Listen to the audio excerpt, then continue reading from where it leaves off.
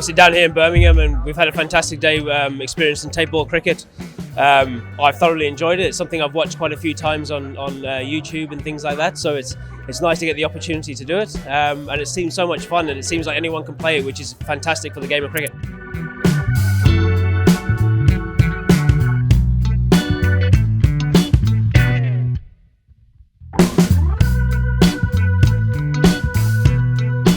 It's a great experience actually. It brings back some memories, from back in the days when I used to play tape ball cricket.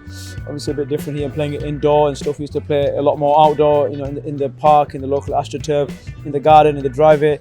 This game memories, good fun. Brings it back, gets really everybody engaged in it, batting, bowling, fielding, and it brought back memories. First time I played it, I've spoken a lot about it, and I've held the bats a lot, but I've never had the opportunity to. So yeah, I thoroughly enjoyed it, and if I ever had a group of friends and I was bored, it's something I would definitely do in the streets around me.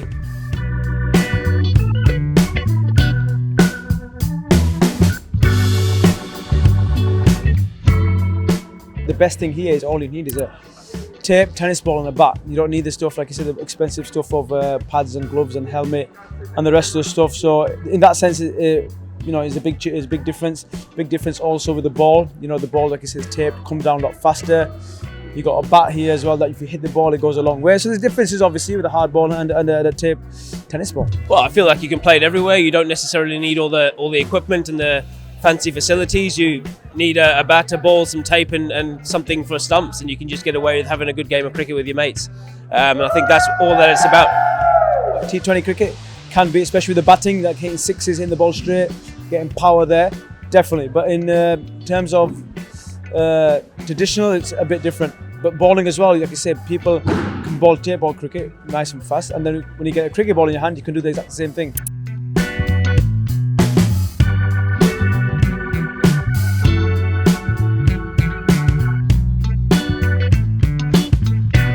I still think you need to be able to bowl and bat. The techniques might be slightly different. Like you see, the majority of bowlers that come from tape ball cricket are very quick, and the batters have, I guess, more wristy work. They use the wrists more than they use probably the long levers, if you want to put it that way. So yeah, I guess it'll be a different challenge, but it would be something that you'd pick up quite easy if you played it a bit.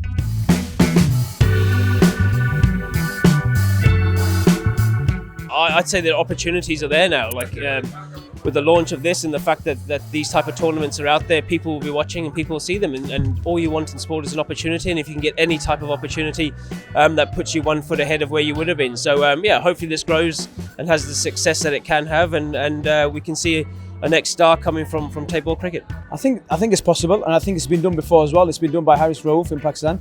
He started off by playing tape ball cricket, and look at him now, he's playing international cricket and he's a well-renowned fast bowler. So in that sense, things are possible. So with these kids now, people playing here, they've still got to have that mindset that they can potentially make it, because you showcase your skills here by bowling, like you say, fast or hitting the ball miles. And people, catch the eye, and then they try doing that. The red ball, they do that, and then they fast track, and you can make it through. So there's definitely, I see a real positive in that sense.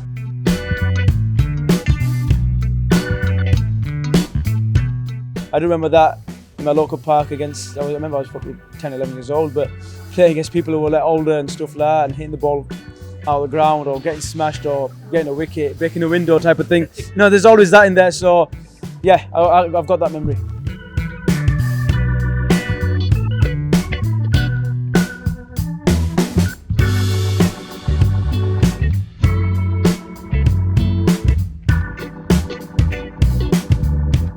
I think it brings communities together, firstly.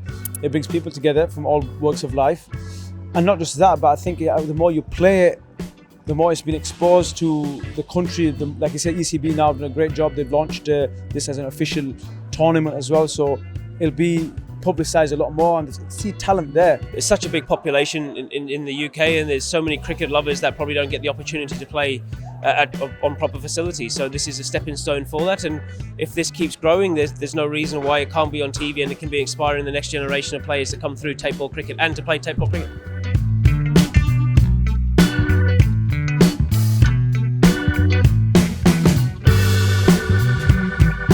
hopes and aspirations for this to actually go global in sense of tournaments, playing it in clubs, taking it to Bradford versus Birmingham, for example, best 11, table ball indoors, 500,000 people watching type of thing, get a crowd in. So it's a real buzz and entertainment in that sense. So that's where I see it going.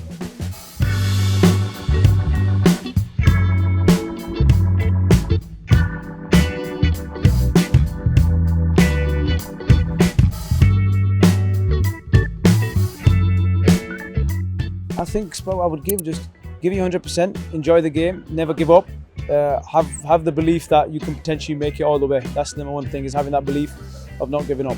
Well, I think life is all about balance and about trying to find the right balance.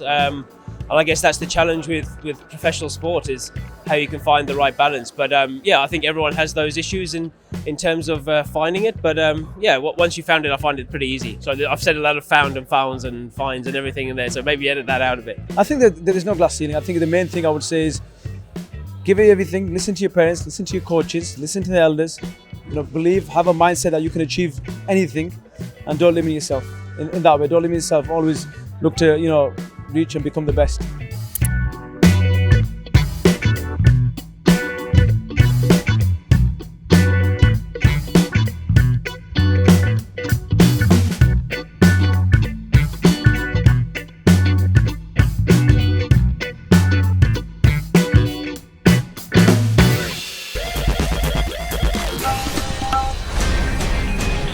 DESIblitz.com